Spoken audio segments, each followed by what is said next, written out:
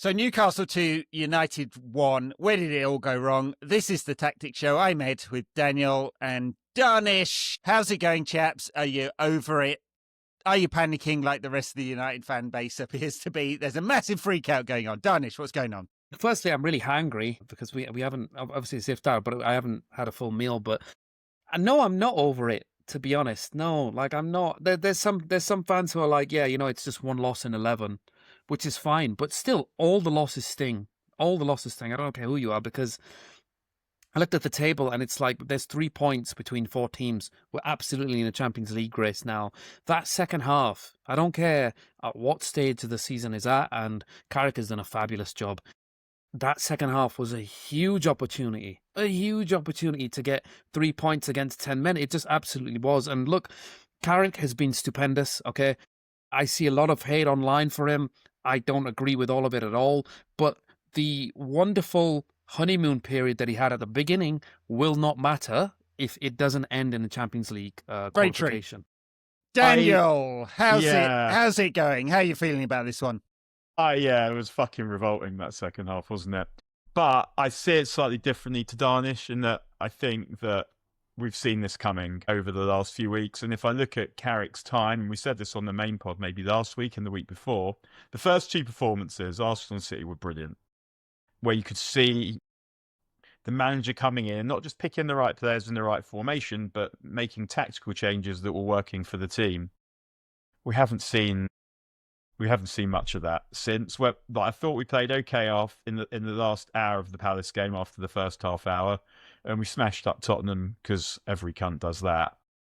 But apart from that, I feel like each game I'm closer to saying, nah, man, to Carrick. And I felt like what we saw yesterday was a culmination of what we saw against Fulham, what we saw in the first 30 against Palace, what we saw against West Ham, what we saw against Everton. Because Dharnish talking about the second half, and I agree, that was a ridiculous missed opportunity. But we've wasted every single first half, apart from Tottenham. And I feel like there's the bit of me that's saying maybe this is the best that Carrick can do with these players. There's no midfield, really.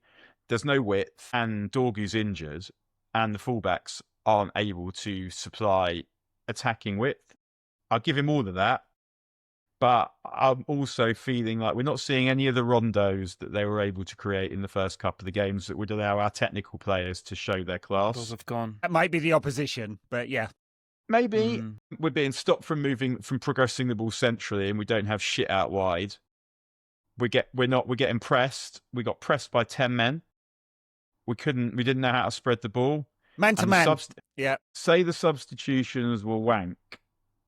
I mean, whatever the question is, the answer is not Ugarte and Malath. Yeah. All right. That's the what. Let's get into the why a little bit about, because I agree with that assessment that United, those kind of tight rondos where United played the high risk football to get out of difficult positions and get it forward, that's kind of disappeared. But I do wonder whether it's some of the opposition making it really hard by overloading in certain areas of the pitch and going man-to-man. And we saw Newcastle in that second half yesterday still having dominance in central areas despite having 10 men. So I guess the question to you, Dharnish, is why were they able to do that? And why were United not able to? Why did it seem like they had zero energy when I suspect it was more of a tactical issue and we couldn't adjust to Newcastle, who said, hey, no problem, we'll play the game in the centre of the pitch where we have a man extra. You can funnel it wide as much as you like and you'll never do anything with it. Am I seeing that wrong? I thought it was very simple. Tonali, Joe Linton, and I want to say Jacob Ramsey before he got sent off. UV3 in the middle of the pitch, Casemiro, Milo and Bruno Fernandes. Yeah, Willock came on after. UV3 in the middle of the pitch, very simple first half. Newcastle away at St James's Park as well. United have been struggling against Everton, Fulham and West Ham when they have it in deep build-up. Maybe it's because there's a certain Argentinian who is injured once again and he can't progress the ball. So that means that, okay, do we give the ball to Harry Maguire? But what they were doing is they were pressing to make sure that that kind of didn't happen. The going 3v3 in the middle of the pitch basically means that you limit the progression, because this team has been very successful under Carrick in doing what a lot of teams in the Premier League are finding very difficult right now, and that is punching the ball through the middle. Mm-hmm. When this team was successful against City, against Arsenal, even those other performances, those wins have counted for something because we've been able to punch the ball through the middle. Martinez's injury probably doesn't help with that. But then also what I want to touch upon is in the second half when Eddie Howe has gone 4-3-2, okay? And he has very clearly gone, okay, I still want 3v3 in the middle, because if you stop Bruno, we're okay. But he didn't. Bruno created 8 chances. No, he didn't. But that, by the way, is absolutely fucking nuts. It's insane. He did not play well at all, and he created 8 chances, and he still does what he does. But what I want to say is, if it's 4-3-2, it was so abundantly clear to me that the space is wide. Okay, the space is absolutely out wide, and I think he got it. He got it wrong. He got it wrong for once. I still don't understand why he brought Ugarte and Dallo on. He brought Diallo on far too late. Far too late. Yeah. By the end, I was like, okay, our best 2 chances was the Euro header, and I think there was another one where there was a cross. Why didn't we only played with that intensity in the last 5 to 10 minutes? If we'd played the whole fucking half like that. Or are we saying they're not fit enough to do it, even against 10? I don't know. No. I thought Newcastle did it exactly right. They said, we're United weakest. They're weakest in the wide areas. They can't progress from the fullbacks, or the fullbacks aren't able to get up the pitch and provide any quality. We'll let you play through the middle. The risk there was that Bruno would pick out a pass, which he did, and we didn't finish. And so they got it right. And so Eddie Howe made the changes right. Carrick made them too late. Yeah. But I guess the question is, from a tactical point of view, have all these managers, West Ham, Everton, Fulham, Newcastle, Spurs, before they got the red card to a certain extent, have they got it right by going man-to-man, stopping United progressing? Martinez was able to break those lines. Harry Maguire is not. And yesterday, what we ended up doing was Lamans going long to Cunha, which was an Amorim tactic, and it happened over and over again as a result. I couldn't put my finger on why they were doing that. Maybe because he's taller than Trippier, but I was like, why are you going long? Newcastle have no pace, okay, in their back four. They've got none. So just punch it in behind, get it on the floor and punch it in behind on the floor. I don't get why. It was a clear target, okay? I saw it too many times for it to not be on purpose. That Le Mans was going long to Cunha on purpose on Trippier's side. But what I would say is as well, Carrick inherited a lot of problems from Amorim, and he tweaked it and found a lot of solutions to what Amorim did wrong. Now he's run into his own problems. But I would say give him some time to find the solution to his own problems that he's run into, because those wins, okay, yeah, Daniel's right. We saw it coming a little bit, and maybe the wheels were falling off just a little bit. On that point, Dharnish, he's had a long time to prepare for all of these games, and they all look bullshit and the same. And that, to me, that's. I mean, I'm not saying no to Carrick, but it is a red flag. These are red flags to me. I guess the question is, would a different manager have come up with different solutions? And Carrick said after the game yesterday, we've got to learn from this. That's a platitude. It means nothing. Unless he didn't want to talk about it, did he?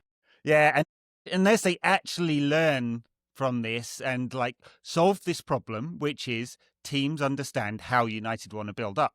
Now, we will, presumably, in 10 days' time when we get the next game, have Martinez back. We were told it wouldn't be very long. They lie to us all of the time, this club, about injuries at the moment. The lift being... So I have a question, I think, about the attacking setup. Yeah. In that, if we're going to play with a centre-forward that is Sesko, and he made himself undroppable, Carrick had to pick him, ultimately, then I look at the players around him, and one thing I'm thinking is, we don't have anyone who wants to run at defenders and commit them apart from Ahmad. So even though I guess I thought that he should have been left out for Sesko, having seen it without him, I'm thinking I don't know that I want that. Or at least I would be picking Ahmad probably now, whilst thinking, do I actually need to sign an upgrade on Ahmad in the summer? But also, we've got Mbeumo and Cunha, who are excellent players, but they don't want to provide. So we've got this big centre forward, and we've got these good players around him, but the only one that seems to want to hit him is Bruno. Like, he hardly got a kick of the ball last evening, Sesko. And so part of me is like, and obviously, if we're going to be in the Champions League in particular, you need a squad. So I'm not complaining that we signed Sesko, that we signed Mbumo and Cunha. I am wondering if Sesko is going to be our number one striker. I'm wondering, A, is there room in the team for both of them? And I'm also kind of thinking, is there even room in the team for one of them? Because do I actually want two? If I got Sesko, do I want two wingers? Or am I saying, if we get signed the two fullbacks who can properly attack and keep the width, then maybe those guys would be all right. But I'm feeling that there's a problem with the blend. Yeah, well, no, that's certainly true. The problem with the blend, because everyone wants to come into central zones, and I wonder whether part of the solution. It's not just that. It's not just that is part of it. It is partly coming into central zones, but Cunha wants to shoot and Mbumo wants to score. It's that. How are we pinning the opposition? And so that's partly about stretching the pitch, but it's also how are we going to create? If Mbumo was coming inside off the left, because Ahmad wants to come inside as well, but he wants to commit a defender and find a pass, and Mbumo is looking to be passed to get a goal. Yeah. So if you think about, if we've discussed that Mbumo is not dissimilar in some ways to Salah, who did Salah play his best football with? Firmino, because Firmino wasn't a centre forward, he didn't want to score. So then you play with a pivot centre forward, and you've got Mane and Salah, who are inverted wingers attacking the box. I can understand how that works. But with Sesko, he's not. He can do a bit of that, but that's not really what he's there for. See, then you want low and high. You want high crosses to the back post. You want him running across the front post, low crosses, all of that kind of thing. These guys aren't going to give you that. So they're all good players who are good enough, I think, to play for United, and probably good enough to play in the team challenges for the big pots. But as a blend, I don't know. No, this bit has been clear, and that was the club understand this as well, because that's why they went for Antoine Semenyo in the winter window. But he doesn't want to provide either. He's another one. He's a goal scorer. Semenyo's like, he's not a brilliant technical player. What's brilliant about Semenyo is he knows where the goal is. He knows where the ball's going to be. He knows how to score. He's not looking to get around the outside and hit and cross for a centre forward. He's someone who's looking to score. Like, it's not a coincidence, I don't think, that he's obviously scoring every 5 seconds. Haaland is not, because he's not getting that level of service anymore. No, but what I mean, Dan, is that he's a player. He's not a purely outside to in player, right? And he can play on both sides of that front three. Semenyo, they want a player who is able to go both ways and not always come into central zones. And it's compounded by the fact that United have 2 fullbacks or 4 fullbacks, depending on how you want to think about it, who do not want to get up the pitch or can't do it in Luke Shaw's case. And so then you've got Cunha coming inside to zone 14, Bruno playing there, and Mbumo moving into the striker's slot, which is Sesko's role, and you have an imbalance in the team as a result, which would be solved if you had 2 fullbacks that were very, very high up the pitch, and Casemiro just dropping into to make a back 3 when you build up the rest of it, right? That's the theory is, and Carrick wants to do the asymmetric fullbacks as well, right? And he just can't do it with this set of players. You'd need not Casemiro, I think. You'd need someone able to cover more ground more quickly than Casemiro. Sure, for sure. I'm just saying that's what he's got to deal with now. I think we'll eventually get to that. Yeah. But I mean, it's not, I will say as well, I think the dynamic has worked. It is just one game. We've seen signs of the fact that it might not be working against Everton, Fulham, Palace, but he did get West Ham. He did hit West Ham as well. He got the changes right in those games. He made the tweaks necessary. Yes, okay, we did grind those wins out, but this dynamic has worked because it's been okay. Mbumo's not having his best game. Cunha's doing okay. He'll score. Cunha's not having his best game. Šeško will score. And it's normally been, they've never had a period where it's been all 3 firing on all cylinders. It's been one of them playing really, really well. So if we can get a pair of them firing at the same time, or all 3, that'd be great. But I also feel as though Šeško is the striker to pin defenses back, right? And Mbumo and Cunha for some reason, neither of them are dropping in build-up anymore. And they were doing that when Šeško wasn't playing. Šeško is now pinning defenses. One of you needs to drop in and help out with the build-up. I don't get why they've got rid of that when Šeško is playing. When he wasn't playing, they were dropping when they needed to be further up the pitch. But I feel as though in these next games, in the remaining, 10 games or 9 games, whatever it is, Carrick has more than earned the right to figure out a solution to this. Yes. Well, and of course he's got that time anyway, right? So yeah. And questions about whether he gets the job or someone else gets the job can wait till later. I mean, it only took 5 games for people to start having that conversation.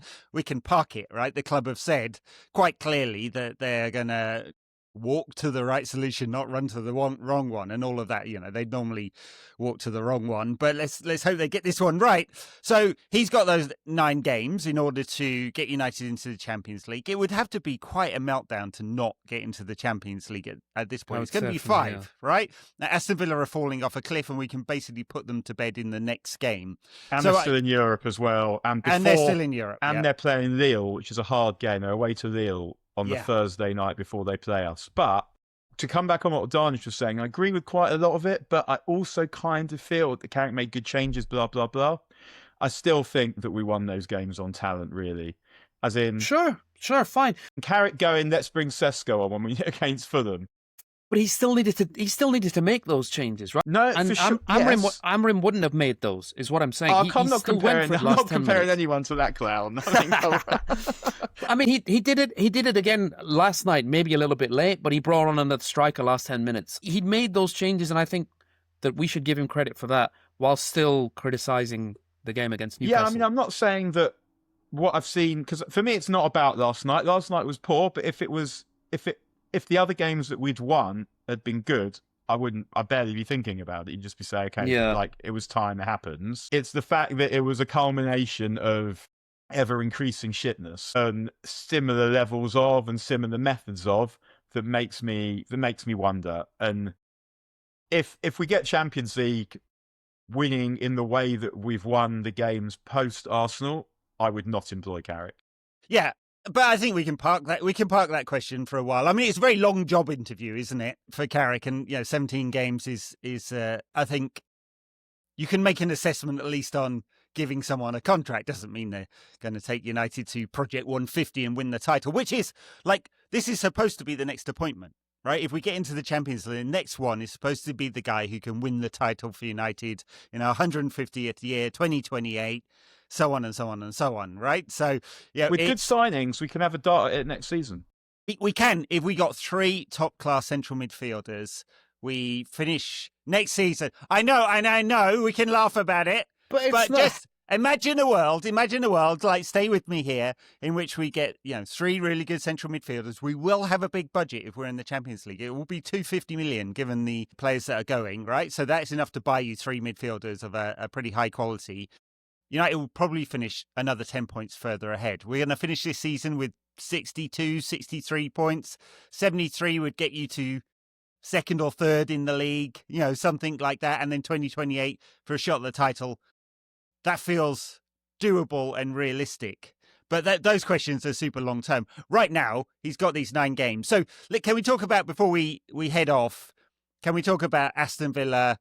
Yeah. Why they've reverted to the mean, the tactical issues that Emery has said publicly in his last press conference he can't sort out, and how United go about beating an Emery side, because he has had quite an Indian sign over United, hasn't he?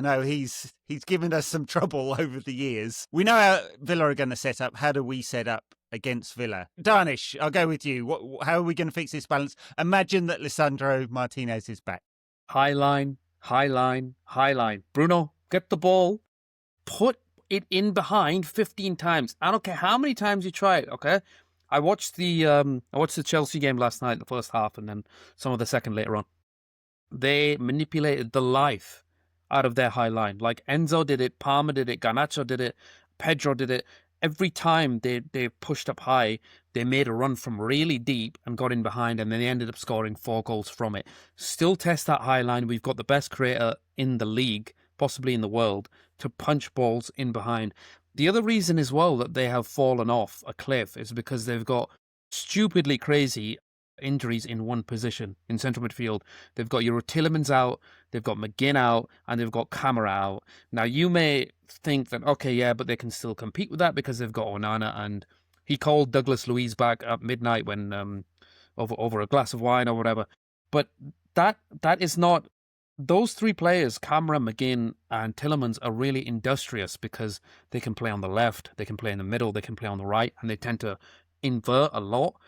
So they've lost that industry in the middle of the park, and they now are just kind of reverting to counterattacks. I think, not that Villa are there for the taking, but Old Trafford at home to Villa, test that high line, keep playing Mbeumo in behind. I'm just wondering whether I would start Šeško, which seems odd to say because I know he's the man in form.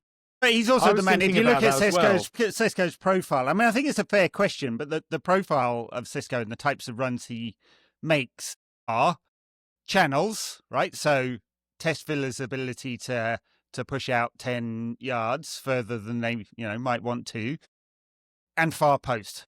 All the data shows it, right? So that is Daniel's point earlier about making crosses. It's not happening, but the running the channels is where Bruno will find him. Bruno will play 15 to 20 balls in that area into the final. Get those numbers up. Get those numbers up. Those are rocky numbers. But it doesn't even matter if it's a 50% completion rate, right? Because if you create 6 or 7 chances with the quality we've got, you should be scoring a goal or two, right? Daniel, you were saying. Yeah, I was thinking about if you've got Ahmad, then that same high line situation, because if he beats the first man, then there's also a lot of space. My guess, if I was guessing, I reckon it will be not Šeško. I think it will be Ahmad. Because would either of you take a risk on playing Ahmad or Mbeumo on the left? Right, different balance, because then you stretch the pitch a bit wider that way. Or with one of them. I mean, he won't do it because he brought on fucking Malacia. But I'd have also, if I needed a left back, I'd have brought Heaven on yesterday. I would have brought Heaven on. That was criminal, and that obviously cost us the second goal.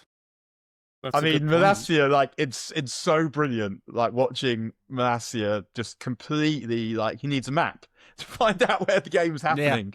Yeah. It was very odd, actually, because Kulkoni was on the bench, and he's been playing at left back for the Twins and looked very well, good. apparently. Yeah. I mean, I haven't seen lots of it. Yeah. But, I mean, I guess you're not, but, I mean, it's quite weird, I think, because, obviously, you can see why he wouldn't bring on Kakonki, but at the same time, you're giving, like, Malacia never plays. You're just giving him the opportunity to become himself and become you. And that was exactly what happened. And to the surprise of absolute is now, to the surprise of absolutely no one. But I think, I think the last couple of games probably have shown me that, not that we can't play well without Ahmad, and he wasn't playing that well in a couple of games before he got left out, but the balance of the team, and I don't just mean like the balance in terms of having a left footer, I also mean a dribbler is necessary, I think. So I would go back to Ahmad, and I could make a case for leaving out any of the other three. Mm-hmm. I guess with Carrick is that it'll probably be Šeško because he's the easiest to leave out, and probably the way that he wants to play football is without a massive centre forward, is probably not his precise game model. I don't think he's going to leave out Mbeumo. He might leave out Cunha, but then you're also playing Mbeumo out of position, and you're still not getting. I mean, you might get a bit more width, but Mbeumo is not a guy that needs to stand on the touchline keeping width. So no, it annoys me when he does that. Actually, play him in behind. The amount of goals he scored for Brentford and the amount of goals he scored for us in behind, 1-on-1 with the keeper. So one thing I want to see from Mbeumo that I haven't seen yet is I assumed that with Mbeumo and Šeško in the same team, Mbeumo takes good corners in swingers, we'd be seeing balls to the back post. Because if Šeško gets up, then he times it, he should win almost every header. And I don't really understand why we haven't seen very much of that from Not Mbeumo. enough, yeah. For sure, yeah. I thought we'd see more because Šeško makes those runs, consistently makes those runs. The one challenge with the blend when we had Mbeumo, Ahmad and Cunha all in the front line was that they were all dropping deep. Carrick rejected that idea, right? I mean, what you were saying, Dharnish, about they were all dropping into build-up. I thought they were all dropping into the same build-up zones. Carrick was asked this in one of the press conferences, I can't remember who, and he said, no, Mbeumo's our furthest forward attacker. He was asked about whether he was playing a false nine. Wrong way of putting it. He's clearly not playing a false nine. But I thought the question about the spaces he was dropping into was about right, actually. Mbeumo is not the further. He's not going to pin the defence back. And so the question is, do you end up playing a lot of football in the same zone and not have anyone who pins the defence back? And is that the problem? That's kind of why I was asking the question about playing Ahmad over on the other side and getting the dribbler into the pitch who offers a keeping different the width option. on the natural side. And keeping some width, as well as having a striker. And it would be tough on Cunha if he was the one to be dropping out. But I would just wonder whether that creates short-term better balance than we've otherwise had. There you go. But look, Aston Villa made Alejandro Garnacho look good yesterday. So even then, he didn't look good. He Even was didn't look messing that up. good. Even then, I was like, "Mate, is this? I think we've won one." Garner looks awful. He's gone ahead and ruined his career. That's for sure. Nice to see you nice. Yeah. Well, look, it's not a disaster, is it? The one tough thing is that we're going to go into that game undercooked. Another 10 days off. We had 10 days off, then this game, then another 10 days off. And then I think we've got another big break after the Villa game, haven't we? Until the one after that. The internationals. The international break as well. Just mad having a cup window right before the internationals. And then it'll be a race towards the final 7 games of the season, which will be a bit more consistent. Not consistently at 3:00, because there's none of them Saturday at 3:00 anymore. But at least there won't be these mega breaks, which I don't think actually helps footballers, having that much time. All right. Well, maybe we've solved all the problems there. Patreon.com/NQATpod if you want to get the extra show. Dharnish is all over the internet. I saw you writing for ESPN now, Dharnish. Brrr, that's right. I don't know what that noise is, but yeah. Brrr. Drum roll. Yeah. My last piece was on Miguel Merino, I think. I saw you saw that. Yeah. Arsenal fans, before we head off, very offended by the notion that they might play crap football. Doing Apparently yesterday. they spent half an hour. Yeah, did you see that half an hour preparing for 32 set pieces? 32 minutes, but that's kind of what the average is in the league. We need to know what the average is. Yeah, it sounds ludicrous, but what is the average? But this is why we need proper timekeeping. I'd be in favour of 2 changes. I know they're radical. Not Wenger's offside rule, because that is ridiculous. The daylight rule, that would just turn it into kids' football in the park, right? It's just horrendous. Or the actual reaction to that would be everyone would play a deep line, because you just can't play a high line anymore. Here's 2 changes. We actually have an hour clock with proper stops. So Arsenal can take as long as they like. Everyone gets an hour of football. It'd increase the amount of football. I hate the Americanization of it, but we kind of need it. And then you can't take a corner further than a 10-yard marker. We already have 10-yard markers. All corners are short from now on, and it would stop that rugby nonsense that we get. There you go. Ed has fixed it. We will see. We'll see you we'll see you at the weekend for another pod. We'll do something that is not football related, I guess, or at least not Manchester United game. Dharnish, catch you on the next Tactics pod. Daniel, have a good break. Sure. Everyone will see you later.